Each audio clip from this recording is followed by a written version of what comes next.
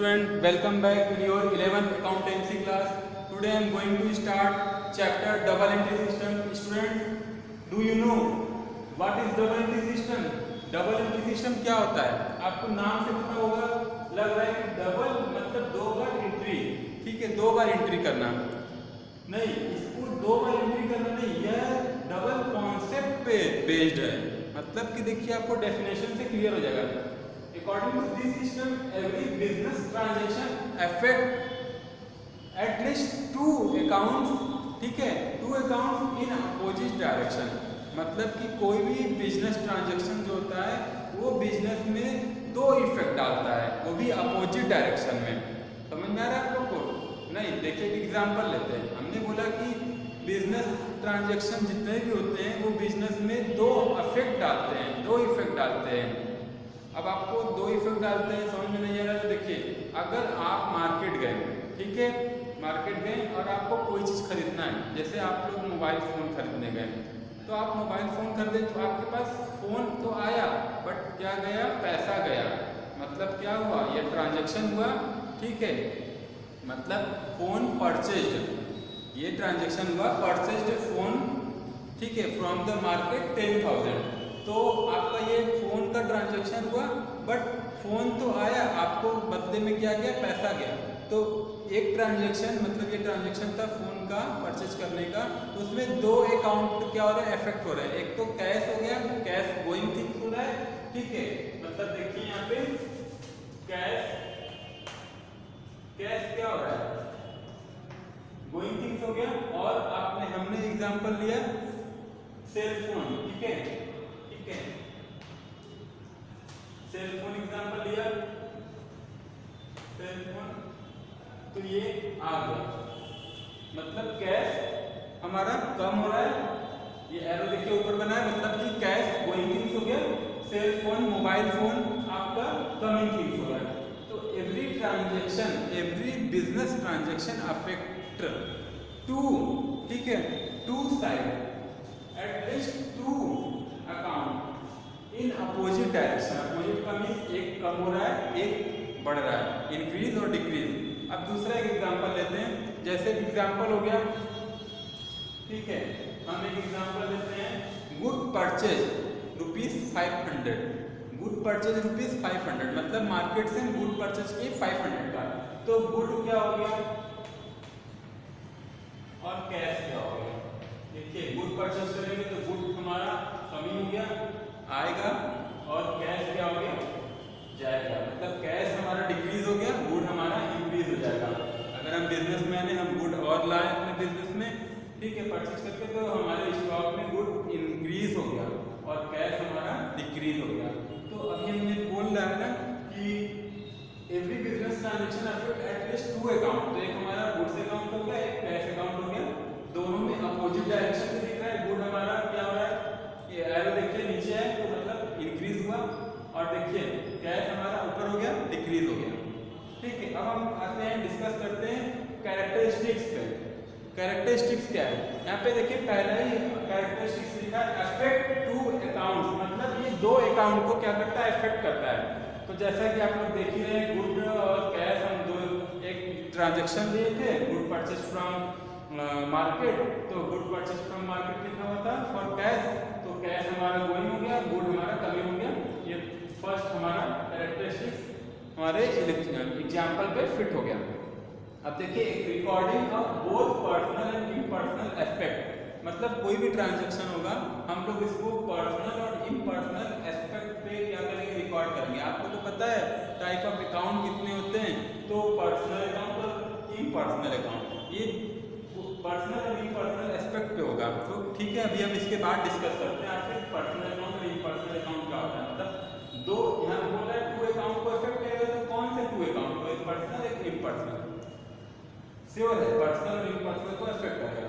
अब देखिए use certain specified rule, मतलब कि अगर हम कोई भी ट्रांजैक्शन को रिकॉर्ड कर रहे हैं, ठीक है, अपने बिजनेस में, तो अभी हमने बोला कि वन अकाउंट और टू अकाउंट, मतलब दो अकाउंट अफेक्ट होगा, पहला और दूसरा, दोनों अकाउंट में क्या क्या किसी भी ट्रांजैक्शन ट्रांजेक्शन को 2 बार रिकॉर्ड कर देंगे, जैसे हमने बोला गुड परचेज फ्रॉम राम या गुड परचेज फ्रॉम मार्केट ₹500, तो क्या गुड परचेज फॉर ₹500 हम लिख देंगे 2 बार, good purchase from market 500, good purchase from market 500? नहीं, ऐसा नहीं, 2 बार रिकॉर्ड नहीं करना है, डबल अकाउंट को अफेक्ट करेगा, ठीक है, 2 अकाउंट को अफेक्ट करेगा। एकदम हम शुद्ध हिंदी में बता रहे हैं कि आपके बिजनेस में कोई भी ट्रांजेक्शन 2 अकाउंट को इफेक्ट करेगा, वो डबल एंट्री सिस्टम है, एक डेबिट होगा एक क्रेडिट होगा, मतलब एक अपोजिट डायरेक्शन में होना चाहिए, एक डेबिट तो एक क्रेडिट, ठीक। देखिए वही आप बता रहे हैं कि जो भी हम रिकॉर्ड करेंगे ट्रांजेक्शन, वो कुछ रूल प्रिंसिपल पे डिपेंड होगा, अप्लाई होगा, उसमें कुछ रूल्स, तो यूज सर्टेन स्पेसिफाइड रूल, मतलब कि यहाँ पे हम लोग क्या पढ़ रहे हैं कि कोई भी रूल, सर्टेन रूल या प्रिंसिपल अप्लाइड होगा, तो हम अभी रूल भी आपको बताएंगे, ठीक है।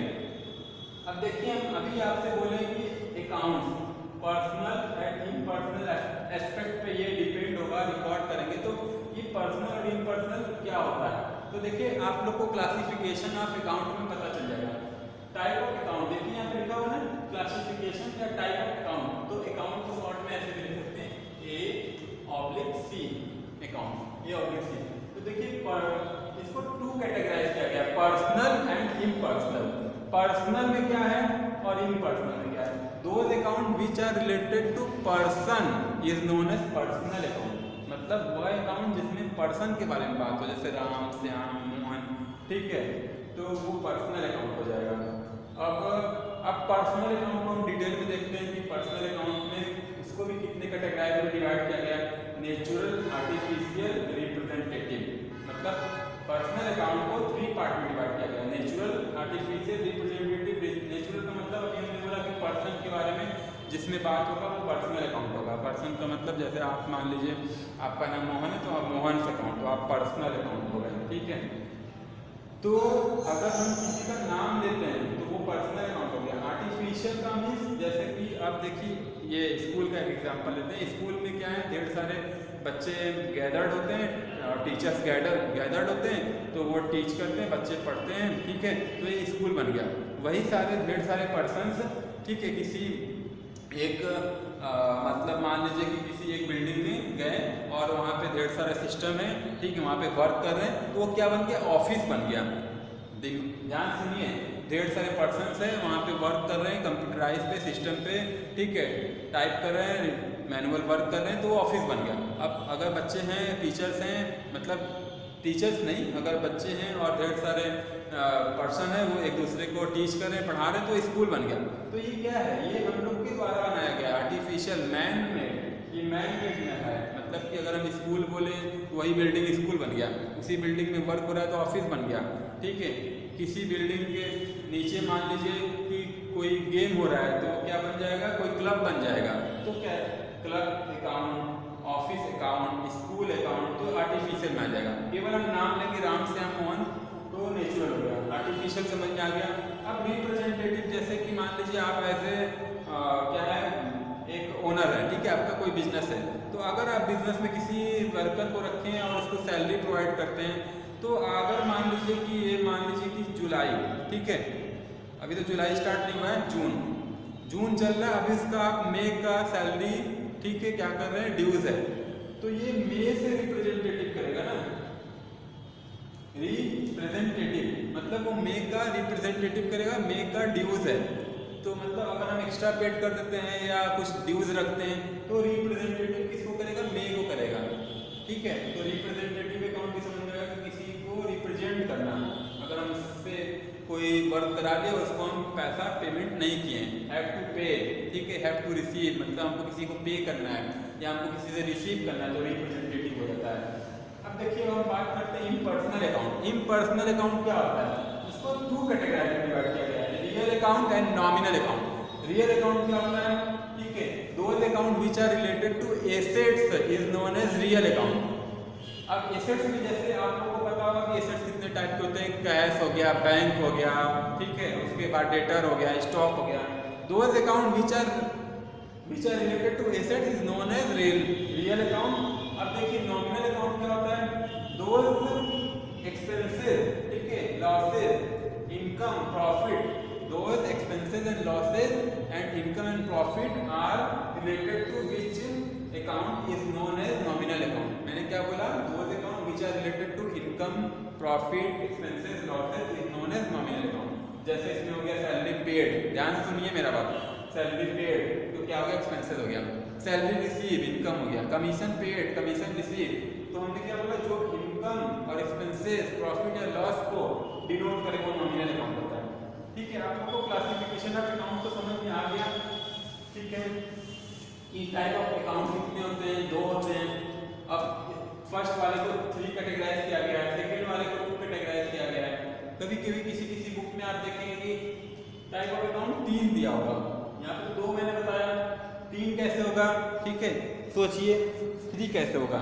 मतलब कि पर्सनल, रियल, नॉमिनल। फर्स्ट इसको बोले, सेकंड इसको बोले, थर्ड इसको बोले, पर्सनल, रियल, नॉमिनल, तो भी एकदम 100% सही है।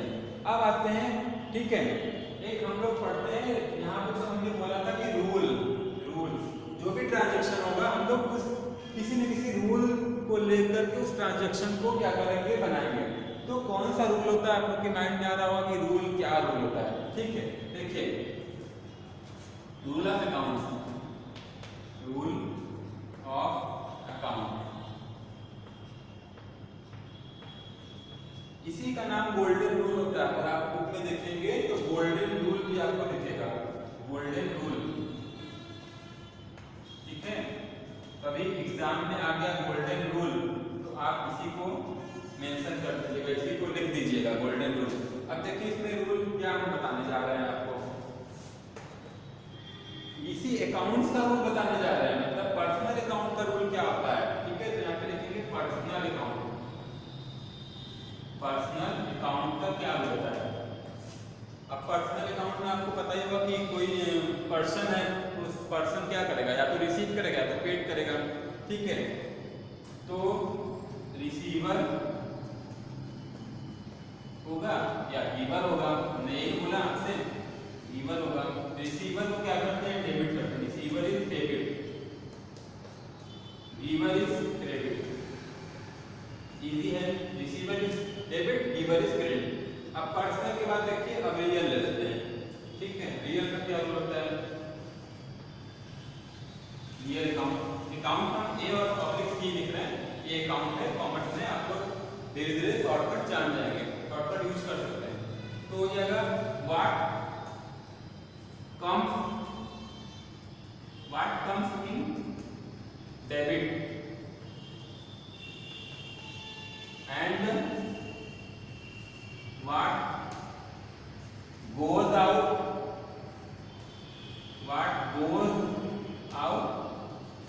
क्रेडिट। ठीक है, व्हाट गोज आउट क्रेडिट। समझ में आ गया आप लोग को? अब देखिए ये हो गया फर्स्ट, हमने बोला ये फर्स्ट हो गया, ये सेकंड हो गया, ये थर्ड नॉमिनल अकाउंट है। तो नॉमिनल अकाउंट का रूल क्या होता है? देखिए नॉमिनल अकाउंट यहाँ पे लिख देते हैं, नॉमिनल अकाउंट। और अभी हमने आपसे बताया कि all expenses and losses, all expenses and losses are debit. ठीक है, डेबिट। अब देखिए डेबिट को हम ये भी यूज करते हैं, डीआर, डॉक्टर ने दिया डेबिट, और क्रेडिट का भी सीआर, शॉर्टकट में सीआर क्रेडिट हो गया। अब देखिए नॉमिनल अकाउंट में all expenses and losses are debit. अब देखिए and all income and profit are credit. ठीक है, समझ आ गया? फिर से एक बार रिमाइंड करा देते हैं आप लोग को, गोल्डन रूल भी बोल सकते हैं, रूल ऑफ अकाउंट्स क्या होता है? वेरी इंपॉर्टेंट है ये रूल। अब आपके को ये रूल अप्लाई होने वाला है जब भी आप जनरल एंट्री एक चैप्टर आएगा उसको पढ़ेंगे, यही रूल आपको अप्लाई करना है। पूरा अकाउंट इसी रूल पे डिपेंड है, बेस्ड है, डेबिट क्रेडिट। आप लोग ठीक है 11 जितने अच्छे से पढ़ लेंगे आप लोग का अकाउंट उतना ही बेस स्ट्रांग हो जाएगा। सो आप लोग से यही हम चाहते हैं कि आप लोग इस चैप्टर से आप स्टार्ट कर दीजिए, पूरा फुल एफर्ट मेहनत करना है, रूल पे प्रैक्टिस करना है। रूल बहुत हार्ड नहीं है, बस प्रैक्टिस करना है। तो पर्सनल अकाउंट का रूल है receiver is debit, giver is credit. Okay, फिर रियल अकाउंट का क्या रूल है? Real account what comes in debit and what goes out credit. यहाँ लिखा what comes in debit and what goes out credit. Nominal account का क्या rule होता है? All expenses and losses are debit and all income and profit are credit. So इस rule को आप लोग एकदम अच्छे से लर्न कर लीजिए, ठीक है। अब हम जो भी चैप्टर स्टार्ट करेंगे, ठीक है, यही रूल पे आपको वहाँ पे numerical question, practical question solve करना होगा। तो आई होप आप लोग को ये अच्छा लगा वीडियो, ठीक है। Thank you.